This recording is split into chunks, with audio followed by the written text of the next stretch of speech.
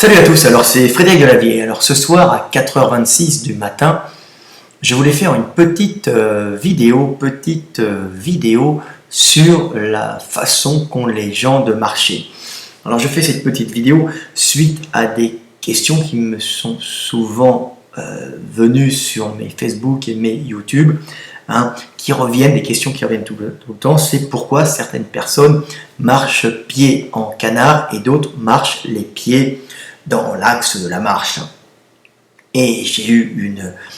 question récente d'un gars qui était allé en Chine et qui me dit: écoute Frédéric, pourquoi les Chinois marchent tous? Alors, tous, c'est global, ils ne marchent pas tous en canard, mais lui me disait pourquoi ils marchaient tous en canard, parce qu'il voyait beaucoup de gens dans la province de Chine où il était marcher les pieds vers l'extérieur. Et j'ai pas mal de Maghrébins aussi qui m'ont contacté en me disant: effectivement Frédéric, moi j'ai les pieds plats, je marche les pieds souvent vers l'extérieur. Alors pourquoi certaines personnes marchent les pieds vers les pieds parallèles et d'autres peuples ont plus tendance à marcher les pieds vers l'extérieur, c'est-à-dire qu'on rencontre dans certains peuples une tendance pied vers l'extérieur, alors que dans d'autres peuples on peut rencontrer, par exemple chez les Africains, pieds parallèles. Alors cette question paraissait compliquée au début. J'ai dit: tiens, c'est vrai, on voit rarement des Africains marcher pieds en canard, alors qu'effectivement on voit souvent des Maghrébins et puis des Chinois et des Européens aussi parfois marcher souvent pieds en canard. Alors, en fin de compte, la réponse est assez simple, c'est une réponse biomécanique, une réponse énergétique, comme d'habitude. C'est tout simplement parce que on retrouve des tendances à marcher en général pieds parallèles chez les peuples qui habitent en Afrique subtropicale humide, donc en région chaude, région sahélienne, donc des régions humides, pas humides, en Afrique équatoriale, toutes ces régions chaudes qui étaient le berceau de l'humanité. Donc les premiers hommes sont venus de là-bas et les peuples qui vivent là-bas sont des peuples qui sont toujours restés là-bas, qui sont rarement montés au nord pour redescendre au sud. Donc on a des adaptations typiques au climat chaud. Et dans les climats chauds, comme je l'ai déjà expliqué dans des vidéos sur les mollets, sur les fibres des mollets, on peut s'apercevoir qu'en climat chaud, on tend vers l'économie d'énergie. Donc on essaye de dépenser le moins d'énergie pour combattre la chaleur. Comme on dit tout le temps, l'immobilité combat la chaleur et le mouvement permet de lutter contre le froid. Oui, bien sûr, le mouvement crée de la chaleur. Donc, dans les pays tropicaux, dans les pays équatoriaux plutôt, on va se retrouver avec des gens qui vont avoir un physique pour ne pas produire de la chaleur, essayer d'éviter de monter en surchauffe. Donc leurs membres vont être très tendineux pour, lors de la marche, restituer l'énergie cinétique de la chute, l'énergie de la chute, grâce aux grands tendons qu'ils ont, et ils vont avoir une restitution énergétique, donc consommer peu d'énergie pendant la marche grâce à leurs grands tendons. Donc ils vont arriver sur leurs pieds, j'avais déjà expliqué, il y a un tendon sous le fascia, sous la plante des pieds, donc la plante des pieds c'est dessous, il y a une espèce de tendon qui fait comme poulie de réflexion sur le calcanéum, je vais vous montrer un peu ici, donc voilà, en Afrique, donc vous avez ici les jumeaux qui s'attachent ici à cet endroit-là, ils viennent ici, ils s'accrochent ici sur le calcanéum, et ici il y a un grand tendon, donc les jumeaux et le solaire qui s'accrochent en dessous, donc ce sont des muscles qui permettent de faire l'extension du pied, donc la propulsion en même temps, et vous avez ici une lame aponévrotique qui est ici, qui vient se tendre sous la voûte plantaire et qui permet, quand l'attaque au sol, de restituer l'énergie de la chute. C'est un peu une lame de ressort. Donc en Afrique, il y a de grands tendons, des mollets très courts et en haut du tibia et s'accrochant à cet endroit-là au-dessus de la poulie de l'articulation du fémur, de l'articulation du genou. Donc il y a de très très grands tendons, tout simplement pour éviter de produire de la chaleur et pour économiser le maximum d'énergie pendant la marche pour ne pas créer de la chaleur, donc ne pas économiser, ne pas produire d'énergie et éviter de produire de la chaleur, de produire de la chaleur pour monter en surchauffe. Donc restitution d'énergie, Et les Africains marchent essentiellement grâce à la chute et des ressorts sur la partie interne et la partie postérieure et la partie inférieure inférieure de la partie de la plante, hein. La plante sous la plante des pieds. Donc c'est une espèce de poulie de réflexion qui est le calcanéum et qui vient ici. Hein. Vous avez une lame de ressort sous le pied et les tendons qui peuvent être considérés un peu comme une lame de ressort. Donc les tendons accumulent l'énergie de la chute et vous la restituent. Mais pour bien la restituer, eh ben, la marche doit se faire dans l'axe de face. Hein. Donc vous tombez sur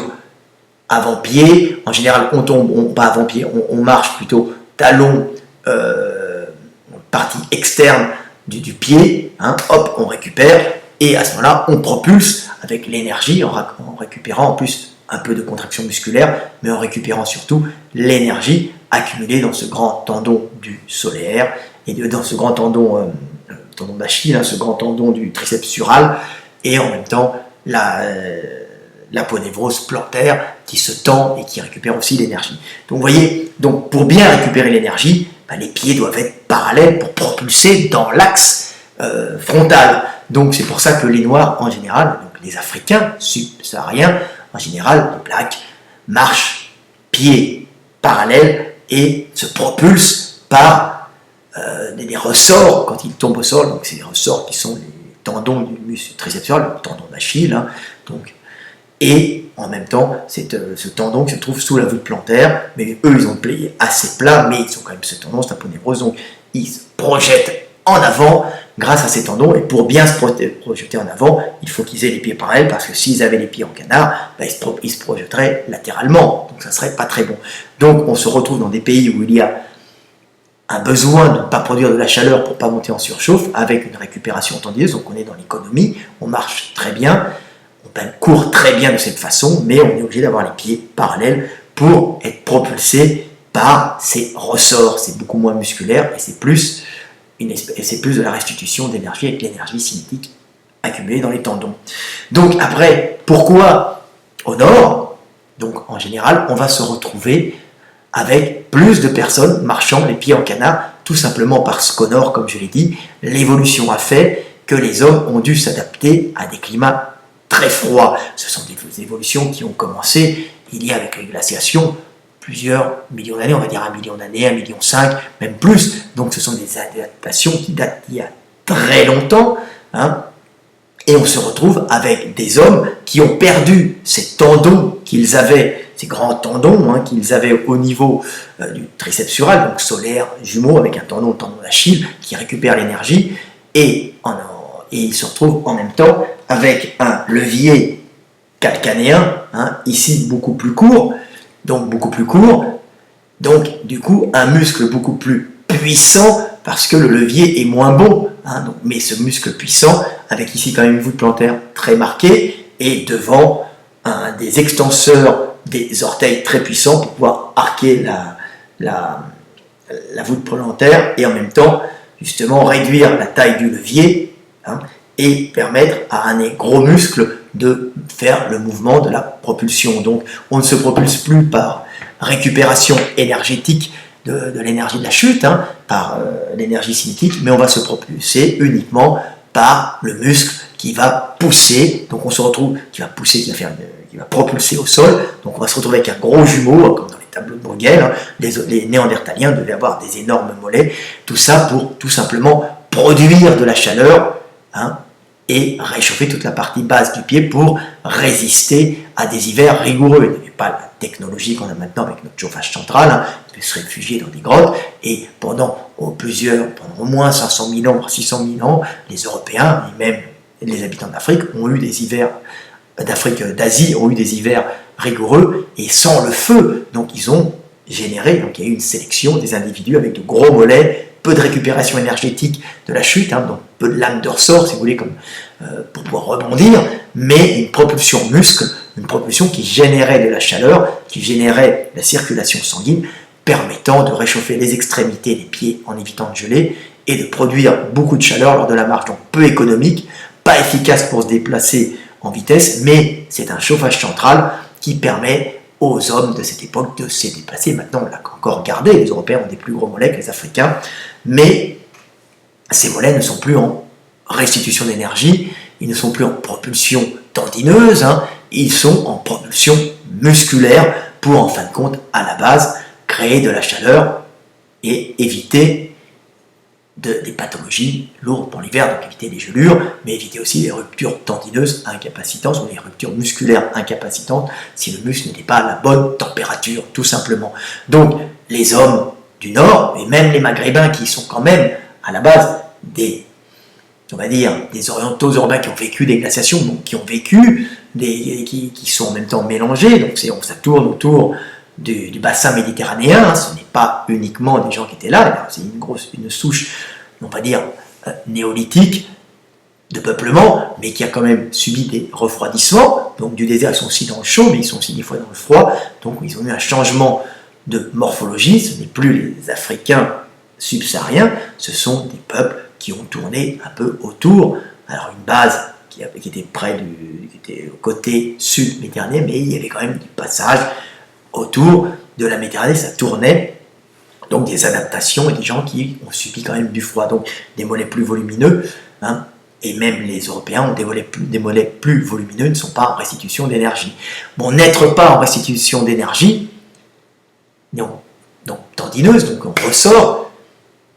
fait qu'il n'y a pas besoin de marcher les pieds dans l'axe, et on se retrouve avec fréquemment des gens qui peuvent par les hanches, ou par le genou, ou par la cheville, donc il y a de multiples causes du fait qu'on marche pied en canard, se retrouvent avec pied en canard, mais comme ils sont faits pour marcher, pour vivre dans des pays plus froids, ça n'est pas des mutations, ce n'est pas des changements qui posent de graves problèmes, vu que le but, quand on habite et quand on vit dans des pays plus froids, c'est de produire de la chaleur pour mettre le corps à bonne température et éviter les accidents musculaires et tendineux, et en même temps réchauffer les orteils. Donc on se retrouve avec des gens qui parfois ont eu des mutations progressives sur les pieds en canard, ça peut être au niveau des hanches, au niveau des genoux, au niveau des chevilles, parfois un mixte, il y a un ensemble, mais ce sont des mutations qui ne portent pas à conséquence et qui ont plutôt même quelques avantages, puisque le fait de produire de la chaleur pendant qu'on marche, avec de gros muscles qui vous propulsent, même si ce n'est pas économique, est avantageux dans des climats froids, évitant les pathologies de rupture tendineuse musculaire ou de gelure au niveau du membre inférieur. Donc vous voyez, pied, canard, adaptation au froid, c'est pour ça qu'on retrouve ça chez les Asiatiques avec ces gros mollets, et le fait de marcher en pied en canard, c'est beaucoup moins économique puisqu'on va projeter latéralement, on ne va pas marcher, on va pas économiser beaucoup, on va même perdre de l'énergie par une propulsion peu économique, mais une propulsion peu économique qui permettra aux hommes du Nord de chauffer tout le bas du corps et d'éviter les problèmes pathologiques, les problèmes des accidents musculaires, tendineux et les gelures, tout simplement. Donc c'est pour ça, pied en canard ne pose pas de problème énorme quand on remonte au nord, alors qu'au sud, ça poserait plus de problèmes et ça ne serait pas du tout efficace dans la propulsion, tout simplement. Donc au sud, on économise l'énergie, on marche pied parallèle en restitution énergétique, et c'est au nord où on se retrouve avec de gros mollets, et s'il y a cette morphologie par une mutation, et elle ne posera pas d'inconvénients, tout simplement, et même apportera peut-être un petit plus, vu qu'elle produira plus de chaleur pendant la marche. Donc voilà, c'est tout simple. Voilà pourquoi on retrouve plus de pieds en canard au nord et moins de pieds en canard au sud, tout simplement parce que la propulsion tendineuse au sud, donc les zones équatoriales comme l'Afrique, permet la propulsion tendineuse oblige l'individu à se projeter vers l'avant, tout simplement en restitution d'énergie et se projeter vers l'avant, alors que la propulsion au canard fait un léger balancement, mais ce léger balancement est moins économique, mais produit de la chaleur avantageuse pour les climats froids. Tout simplement. Voilà, c'était Fred Delavier. Ça paraît rien, mais c'est quand même une petite découverte. Il y a peu de chercheurs qui ont expliqué cela, mais tout a une cause dans la nature. Il n'y a pas de mutation neutre, il n'y a que des mutations positives ou des négatives, plus ou moins positives, plus ou moins négatives, le neutre étant toujours une frontière imperceptible entre le négatif et le positif. Donc maintenant, vous saurez pourquoi les Asiatiques marchent les pieds en canard et les Africains marchent plutôt les pieds parallèles. C'est pour ça que les Africains font de très bons sprinteurs et de très bons coureurs, parce qu'ils économisent l'énergie, ils se propulsent grâce à leur ressort, pas de leurs jambes, alors que les Européens ont du poids des lestes de cheville pour produire de la chaleur, les Asiatiques aussi dans le bas de leurs jambes, et en plus souvent cette morphologie pied en canard les force à avoir une trajectoire légèrement avec une légère ondulation, alors que l'Africain a une trajectoire verticale, une trajectoire horizontale, une trajectoire rectiligne, ce qui lui permet d'être beaucoup plus efficace, la ligne droite étant le chemin le plus court et le plus rapide pour aller d'un point A à un point B, tout simplement. Mais il ne produit pas de chaleur, beaucoup moins que faire des zigzags avec les pieds en canard. Voilà, et quand il neige, c'est mieux d'avoir les pieds légèrement en canard. Voilà, c'était Fred Delavier. À bientôt, j'espère que vous comprenez un peu que toute cette diversité avait comme but de faire survivre les individus et de permettre à l'humanité de perdurer. Salut à tous, à bientôt.